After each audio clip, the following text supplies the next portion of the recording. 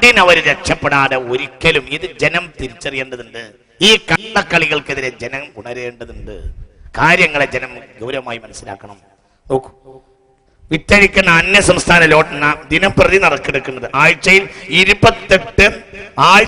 28 നറുക്കെടുപ്പ്. ആഴ്ചയിൽ ഒരു നറുക്കെടുപ്പേ പാടുള്ളൂ. ഇതാണ് കേന്ദ്ര ലോട്ടറി നിയമം. ഇത് ആർക്കാ അറിയാത്തത്? ആഴ്ചയിൽ 28 നറുക്കെടുപ്പ്, മാസം 112. കേന്ദ്ര ലോട്ടറി നിയമപ്രകാരം ഒരു ലോട്ടറി ഒരു പ്രദേശത്ത് ഒരു മാസത്തിൽ 4 നറുക്കെടുപ്പ് വരാൻ പാടുള്ളൂ. എന്നാൽ 112 നറുക്കെടുപ്പാണ്. അങ്ങനെ മാസങ്ങൾ, വർഷങ്ങൾ. സിക്കിം ഭൂട്ടാൻ ലോട്ടറികളുടെ 1ാം സമ്മാനം അടുത്തയിട ആർക്കെങ്കിലും അടിച്ചതായി ആരെങ്കിലും ഓർക്കുന്നുണ്ടോ? ഇത് വ്യക്തമായ ഒരു കണക്ക് ചോദിക്കാം. ഒരു ദിവസം 40 കോടി രൂപ ഇവിടുന്ന് കൊണ്ടുപോയിട്ട് അടുത്തെന്നെങ്ങാനും ആർക്കെങ്കിലും അത് അടിച്ചിട്ടുണ്ടോ? ഓർത്തിട്ട് ഫലമില്ല. കാരണം ഇതിന്റെ കണക്കൊന്നും സിക്കിം ലോട്ടറി ഡയറക്ടറേറ്റിൽ പോലും ഇല്ല.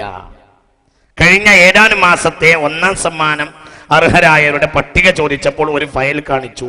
അതിൽ 2-3 സമ്മാനം അടിച്ച 2 പേരുടെ പേരും ഫോട്ടോയുമാണ് ഉള്ളത്. അവർക്ക്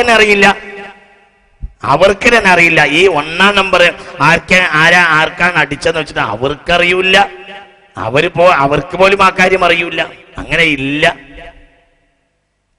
പ്രതിപക്ഷ നേതാവിന്റെ തന്നെ ഈ വിഷയത്തിൽ അദ്ദേഹം ഒരു രസകരമായ ഒരു കാര്യം ഓർമ്മപ്പെടുത്തുന്നുണ്ട്. മനോരമയിലെ പ്രതികരണത്തിൽ അദ്ദേഹം വളരെ രസകരമായ ഒരു കാര്യം പറയുന്നുണ്ട്. അടുത്ത കാലത്ത് ഞാനൊരു യുവജന നേതൃ ക്യാമ്പിൽ പ്രസംഗിച്ചിട്ട് മടങ്ങുന്നൊരുങ്ങുമ്പോൾ ഒരു യുവാവ് പെട്ടെന്ന് കടന്നു വന്നിട്ട് എന്നോട് പറഞ്ഞു, സാറ് പ്രസംഗിച്ചതിൽ തെറ്റുണ്ട്. അതെന്താണെന്ന് ഞാൻ ചോദിച്ചു. ഉമ്മൻചാണ്ടി പറയാം, പണ്ടൊക്കെ ആളുകൾ 1-2 ലോട്ടറി ടിക്കറ്റാണ് എടുത്തിരുന്നതെങ്കിൽ ഇപ്പോഴത് 100-200 സാറ് പ്രസംഗിച്ചത്. യഥാർത്ഥത്തിൽ അത് ശരിയല്ല. 1000-2000 ഒക്കെയാണ് ആളുകൾ ഇപ്പോൾ ടിക്കറ്റ് എടുക്കുന്നത്. അത്രയും ടിക്കറ്റ് കൊണ്ടുപോകാൻ പറ്റാത്തതിനാൽ അവ അവിടെ തന്നെ സൂക്ഷിച്ചു വെക്കും, പകരം ഇത് വാങ്ങും. യുവാവിന്റെ വെളിപ്പെടുത്തൽ എന്നെ അമ്പരപ്പിച്ചു. പക്ഷേ തുടരന്വേഷണത്തിൽ അത് സത്യമാണെന്ന് മനസ്സിലായി. ഇത്രയേറെ ടിക്കറ്റ് എടുത്തിട്ടും ഭാഗ്യം അവരെ ഒരിക്കലും കടാക്ഷിക്കാറില്ലെന്നും വ്യക്തമായി. നോക്കൂ നിങ്ങൾ, ഇത്രയേറെ 2000 ടിക്കറ്റ് ഒക്കെ ഒരു ദിവസം എടുക്കുക, എന്നിട്ട് അങ്ങോട്ട് തൊലയ തന്നെ. വളരെ നമ്മൾ ഇതിൽ നിന്ന് ചിന്തിക്കണം. ഇതിനൊക്കെ അടിമപ്പെട്ടു പോയ സ്ത്രീകളുണ്ട്. എല്ലാവർക്കും വേണ്ടത് സ്വപ്നത്തിന്റെ പിന്നാലെ നാളെ എന്ന് പറഞ്ഞാൽ സത്യത്തില് പഴയ കാലത്തൊക്കെ പിന്നെ കടകളിലൊക്കെ എഴുതി വെച്ചിരുന്നു, ഇന്ന് റൊക്കം നാളെ കടം. നാളെ എന്നൊരു സാധനം ഇല്ല എന്നാണ് എന്റെ മാന. അങ്ങനെയാണ് എല്ലാം ഇന്നാണല്ലോ. ലോട്ടറി ടിക്കറ്റ് വിൽപ്പനക്കാർ പറയാ ഇങ്ങനെയാ, നാളെയാണ്. ഒരുപക്ഷെ എങ്ങനെയാവും ഇതിന്റെ ഒക്കെ ശിക്ഷ നിങ്ങൾക്ക് നാളെയാവും. അങ്ങനെയാ ലോട്ടറിയുടെ ശൈലി അങ്ങനെയാ. നാളെയാണ് അങ്ങനെ പറയാം. നാളെയാണ് നാളെ എന്ന് പറയുന്നത് ഖുർആന്റെയും ഹദീസിന്റെ ഒക്കെ ശൈലിയിൽ നാളെ എന്ന് പറഞ്ഞാൽ പരലോകമാണ്. അതൊക്കെ അവിടെ ഇരിക്കും എന്നായിരിക്കും അതിന്റെ അർത്ഥം. നാളെ പഴയ കാലത്തൊക്കെ കടകൾ എഴുതി വെച്ചിരുന്നു, ഇന്ന് റൊക്കം നാളെ കടം എന്ന്. കടം വാങ്ങാൻ ആരും വരരുത്, ഇന്ന് റൊക്കേ ഉള്ളൂ എന്നാണ് അർത്ഥം. നാളെയോ ഈ നാളെ അത് വായിച്ചിട്ടുണ്ടാവും വിചാരിക്കേണ്ട. നാളെയോ അങ്ങനെ തന്നെ എഴുത്ത്. അതിന് കാരണം എന്താ? നാളെ ഇല്ല. കച്ചവടക്കാരന്റെ നിഘണ്ടുവിൽ നാളെ ഇല്ല. അങ്ങനെ എല്ലാരും അതിന്റെ പിന്നാലെ നടക്കൂല. ഞാന് കേരളത്തിൽ ഒരു മഹല്ലിൽ, ഒരു ടൗണിന് നടുവില് മഹല്ലിൽ പ്രഭാഷണം നടത്തി. അപ്പോൾ അവിടുന്ന് ഒരു സംഘം ആളുകൾ എന്നോട് വന്ന് പറഞ്ഞു, ദിവസേന 10-14 ലക്ഷം രൂപയുടെ ലോട്ടറി പള്ളിയുടെ പരിസരത്ത് വിൽക്കും. പള്ളിയുടെ തന്നെ ഉടമസ്ഥതയിലുള്ള ചില കടകള് ചില ആളുകൾ എടുത്തിട്ട് ആ കടയിൽ ലോട്ടറി കൊടുത്തിട്ടുണ്ട്. പള്ളി ഭരിക്കുന്ന പലരുടെയും കടകൾ ലോട്ടറിക്ക് പോയിരിക്കും. ചെറിയ ഒരു കുംട്ടിക്കട പോലത്തെ ഒരു ചെറിയ ഒരു സ്ഥലം, ഒന്നരാക്ക് നിന്ന് തിരിയാനുള്ള സ്ഥലം ഒരു ടൗണിൽ കൊടുത്താൽ 500-1000 ഉറുപ്പിക ഡെയിലി വാടക കൊടുക്കും. ഇതിന് 500-1000 ഉറുപ്പിക ഡെയിലി കൊടുക്കും. ഇങ്ങനെ ഒരു വാടക കിട്ടുന്ന സ്ഥാപനം ലോട്ടറി പോലെ ഇല്ല, ഉണ്ട് ഇഷ്ടം പോലെ.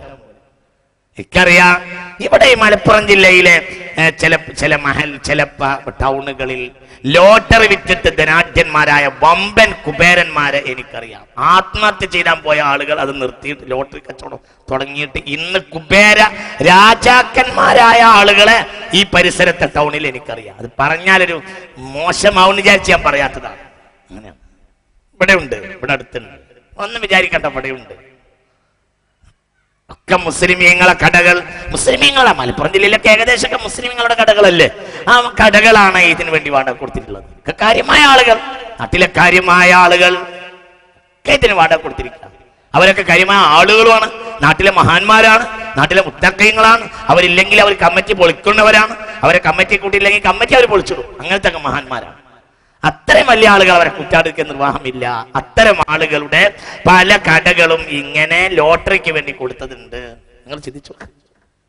എന്നോട് മാനന്തവാടി പ്രസംഗിച്ചപ്പോൾ, അത് ഞാൻ നിർബന്ധമായതുകൊണ്ട് പറയാ, മാനന്തവാടി പ്രസംഗിച്ചപ്പോൾ ഉത്തരവാദിത്തപ്പെട്ട 2 ഉസ്താദുമാർ എന്നോട് വന്ന് പറഞ്ഞു, വയസ്സന്മാര് മാനന്തവാടി പ്രസംഗിച്ചപ്പോൾ എന്നോട് പറഞ്ഞു, സുബഹി നിസ്കരിച്ചിട്ട് വയസ്സന്മാര് നേരെ പോവാ ലോട്ടറി സ്റ്റാളിലേക്കാണ്. അടിച്ചെന്നറിയാൻ സുബഹി നിസ്കരിച്ചിട്ട്, സുബഹി ഏതായാലും മാപ്പിള അല്ലാതെ നിസ്കരിക്കൂല, നേരെ സുബഹി നിസ്കരിച്ച് ലോട്ടറി കടയിലേക്ക് പോകും. ചില ആളുകൾക്ക് നമ്പർ കൃത്യമായി നോക്കാൻ കഴിയാത്തത് കൊണ്ട് ചെറുപ്പക്കാരെ ഏൽപ്പിക്കുന്നു. അതായത് കണ്ണ് കൃത്യത കാണൂല, എന്നാൽ ലോട്ടറി എടുക്കും. കണ്ണ് ഇതൊക്കെ കൃത്യമാണ്. മാനന്തവാടി നിന്നപ്പോൾ ഇത്തരം വലിയ ശാസ്ത്രത്തിൽ അങ്ങനെ പറയാൻ കഴിയില്ലല്ലോ, കൃത്യമല്ലാതെ.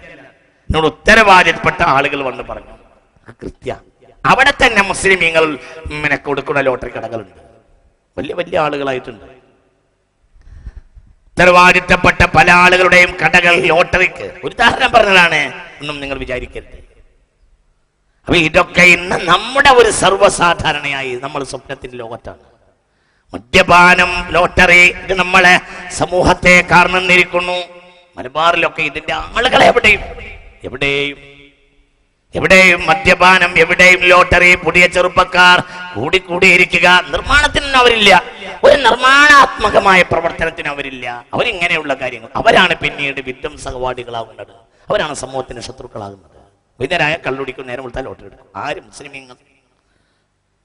മുസ്ലിമീങ്ങളെ ഇതൊരു തമാശയായി നിസ്സാരമായി ലോട്ടറിയെയും മദ്യപാനത്തെയും ചേർത്തിട്ടാണ് സത്യത്തിൽ മുഖ്യമന്ത്രി പോലും പറഞ്ഞത്.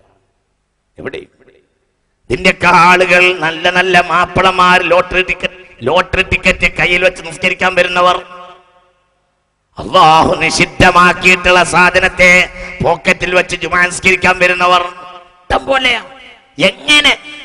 എങ്ങനെ അല്ലാഹു സുബ്ഹാനഹു വ തആലയുടെ പൊരുത്ത ഒരു സദസ്സിനുണ്ടാകും? ഒരു സദസ്സിൽ മോശപ്പെട്ടവൻ ഉണ്ടായാൽ ആ സദസ്സിന് അല്ലാഹുവിന്റെ റഹ്മത്ത് ഉണ്ടാവുകയില്ലല്ലോ. യൂനുസ് എന്ന പ്രവാചകൻ പോലും അള്ളാഹുവിന്റെ സമ്മതമില്ലാതെ ഗ്രാമത്തിൽ നിന്ന് ഇറങ്ങിപ്പോന്നിട്ട് കപ്പലിൽ കയറിയപ്പോൾ കപ്പൽ ആടി ഉലഞ്ഞു. സൂറത്തു സാഫാത്തിലില്ലേ, കപ്പൽ ആടി ഉലഞ്ഞു പോയി, കപ്പൽ ആടി ഉലഞ്ഞു പോയി. എന്തുകൊണ്ട്? അള്ളാഹ്ക്ക് പൊരുത്തമില്ലാത്ത പണിയെടുത്തു. അള്ളാഹ്ക്ക് അങ്ങനെ അള്ളാഹുവോട് സമ്മതം ചോദിക്കാതെ ഒരു ഗ്രാമത്തിലേക്ക്, അള്ളാഹു അയച്ച ഗ്രാമത്തിൽ നിന്ന് സമ്മതം ചോദിക്കാതെ ഇറങ്ങിപ്പോന്നു സയ്യിദുനാ യൂനുസ് അലൈഹിസ്സലാം. അതിന്റെ പേരിൽ കപ്പലാടി ഉലഞ്ഞു. എല്ലാവരും കപ്പിത്താനടക്കം കൈമലർത്തി. ഇത് ആടി ഉലയേണ്ട ഒരു ഘട്ടമല്ല, അങ്ങനെ ഒരു കടൽക്കാറ്റ് വരേണ്ട സമയവുമല്ല. നമ്മളെ കൂട്ടത്തിൽ ഒരാൾ, ഗുരുത്തം കെട്ട ഒരാൾ വന്നിട്ടുണ്ട്. അയാൾ ആരായിരിക്കും? അവസാനം തീരുമാനമായി. യൂനുസ് പറഞ്ഞു, ഞാൻ തന്നെയാണ്. അവസാനം യൂനുസിനോട് പറഞ്ഞു, എന്നാ നിങ്ങൾ കടലിലേക്ക് എടുത്ത് ചാടണം, ഇല്ലെങ്കിൽ ഞങ്ങൾ മരിച്ചു. അവസാനം കടൽ, അതാണ് മത്സ്യം വിഴുങ്ങിയത്, വെറുതെ അല്ല. എന്തേ മത്സ്യം വിഴുങ്ങിയത്? അള്ളാഹുടെ സമ്മതല്ലാതെ പോണത്. അപ്പൊ അള്ളാഹിന്റെ സമ്മതല്ലാതെ ഒരാളൊരു കൂട്ടത്തിൽപ്പെട്ടാൽ ആ കുരുത്തക്കട ആ സൊസൈറ്റിക്ക് മുഴുവൻ ഉണ്ടാവുന്നില്ല. ഇതിന്റെ അർത്ഥം